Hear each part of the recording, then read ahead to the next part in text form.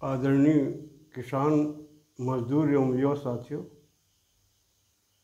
हम देख रहे हैं कि जब से हमारे देश में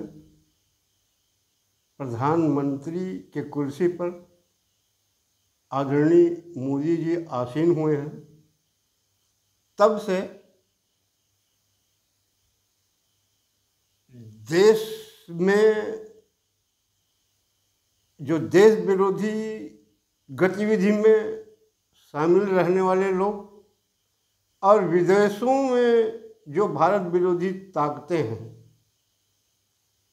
भारत के विकास को देख नहीं पा रहे हैं। देशी और विदेशी दोनों ताकत मिल करके अब मोदी जी को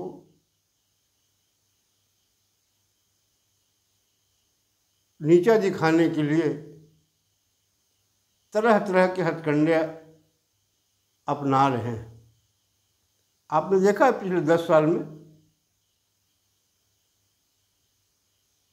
जो अपने आप को कहता है कि मैं देश में खुशियाँ बांटने के लिए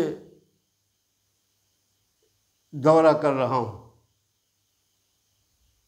उसने या उनके सहयोगी दलों ने मिल करके मोदी जी को कमज़ोर करने के लिए, भारत की बदनामी कराने के लिए किसान आंदोलन कराया, शाहीन बाग कराया, टुकड़े टुकड़े गैंग को सामने लाया, अपने सहयोग लिया उससे। आतंकवादियों को खुला समर्थन, आपको याद होगा जब जम्मू कश्मीर में आंदोलन, वो विधानसभा चुनाव हो रहा था ना, कांग्रेस के घोषणा पत्र में था आतंकवादी जो मारे गए हैं उस परिवार को मुआवजा दिया जाएगा। ये ऐसी ताकतें हमारे देश के प्रगति को देख नहीं पा रहे हैं और विपक्ष को ये मालूम हो चुका है कि हम मोदी जो देश हित में काम कर रहा है उसके कारण हम चुनाव में तो जीत नहीं पाएंगे, इसलिए उनको तरह तरह के आरोप लगा करके बदनाम करें। जैसे इस समय वोट चोरी के देखे नहीं, और कौन कौन कहाँ से फंस गए, इसके जितने भी सहयोगी थे वो सब बयान बदल दिए चुनाव आयोग के सामने। खैर, मैं उस पर आज वीडियो बनाने नहीं जा रहा हूँ। मैं तो उन लोगों पर वीडियो बनाना चाहता हूँ जो अपने आप को मोदी का परिवार कहते हैं और मोदी समर्थक जो हमारे देश के प्रांतों में सरकार है, उनको सुझाव देने के लिए मैं ये वीडियो बना रहा हूँ। खैर, देश के और प्रांतों के बारे में तो मैं नहीं जानता, उत्तर प्रदेश के बारे में तो आप सब जानते हैं कि योगी जो है खुल्लम खुल्ला खेल खेल रहे हैं, अन्यायी, अत्याचारी, भ्रष्टाचारियों, आतंकवादियों को उनका ठिकाना बता रहे हैं। वैसे हिमाचल से भी कुछ खबर मिल रहा है, मगर मुझको ताज्जुब है कि मैं जिस प्रांत में रहता हूँ, छत्तीसगढ़ में, वहाँ के जो अपने आप को मोदी समर्थक कहते हैं वो मोदी जी के रास्ते में क्यों नहीं चल रहे हैं। 2.25 साल हो गए, ये एक ही चीज जानते हैं कि हमने मोदी की गारंटी पूरा कर दिया, हमारा सुशासन है।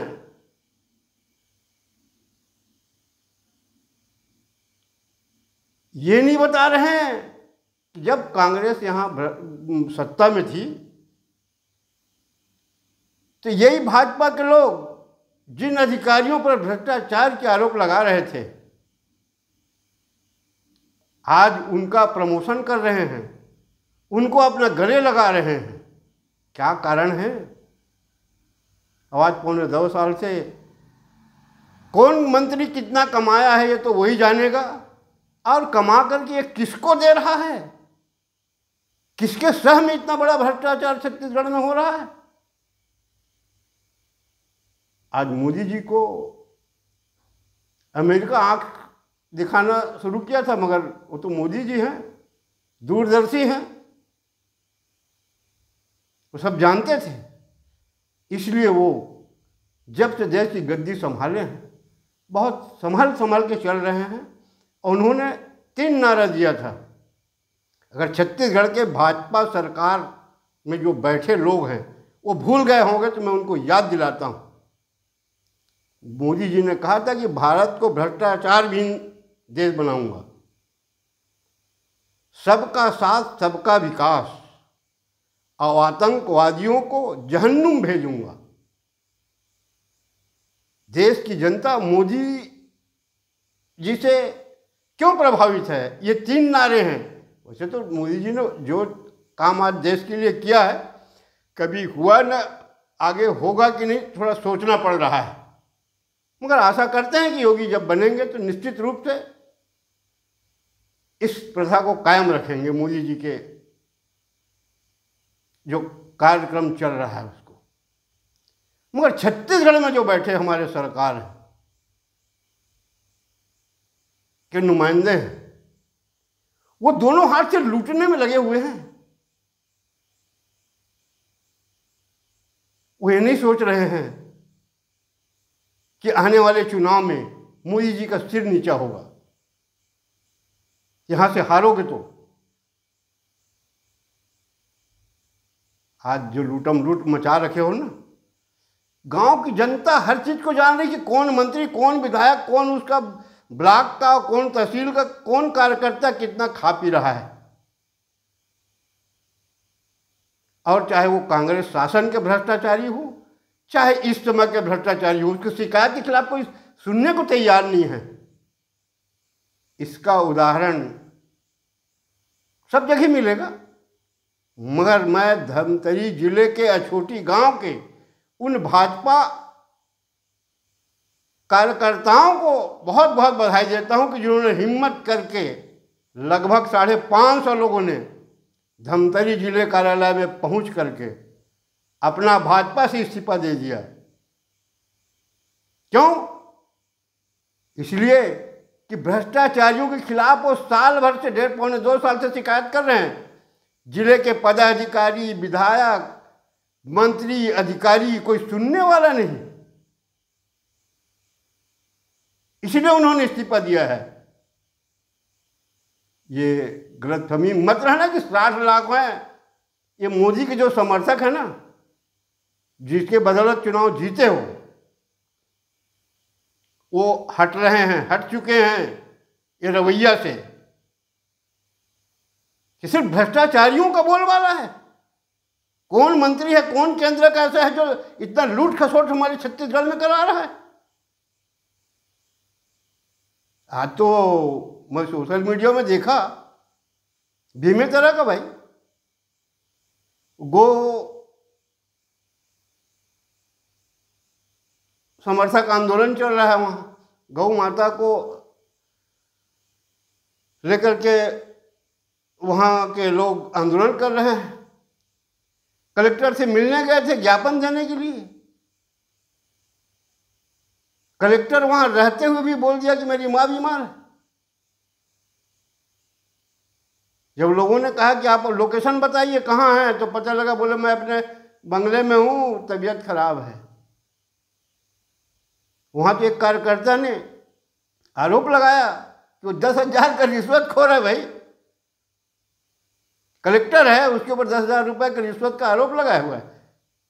प्रमोटिव है ना, नीचे से ऊपर गया है। फुल फ्लैश IAS होता तो शायद ऐसा नहीं आरोप लग पाता।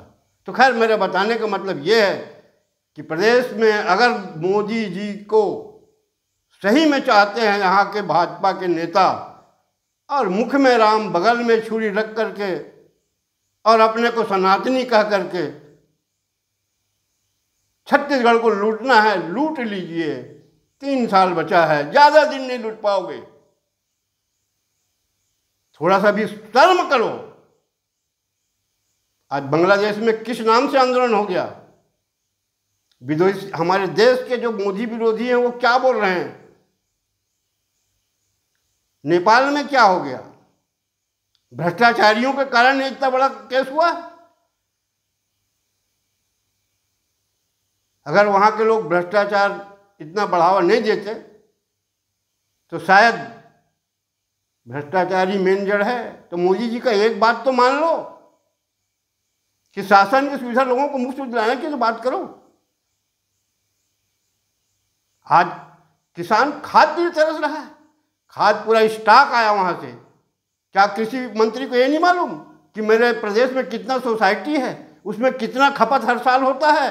तो चलो 100 कुंटल और बढ़ा करके 100 टन बढ़ा करके हर सोसाइटी को और दिया जाए।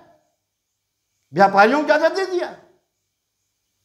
क्या प्रदेश सरकार गांव गांव में शराब भट्टी खुलवा करके खुश है? महिलाएं पूरे नाराज हैं। अब आप कहते रहो कि हम ये दे दिए, हम वो पूरा कर दिए मोदी जी का, ये सब वापस ले लो, मत दो, मगर ये भ्रष्टाचार से तो निजात दिलाओ।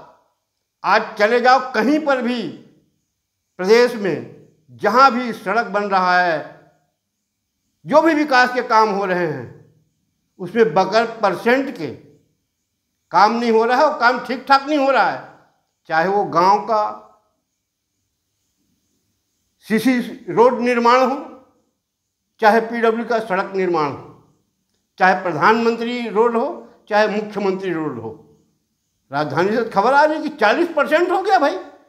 जैसे कर्नाटक में हुआ था ना 23 के पहले 40%।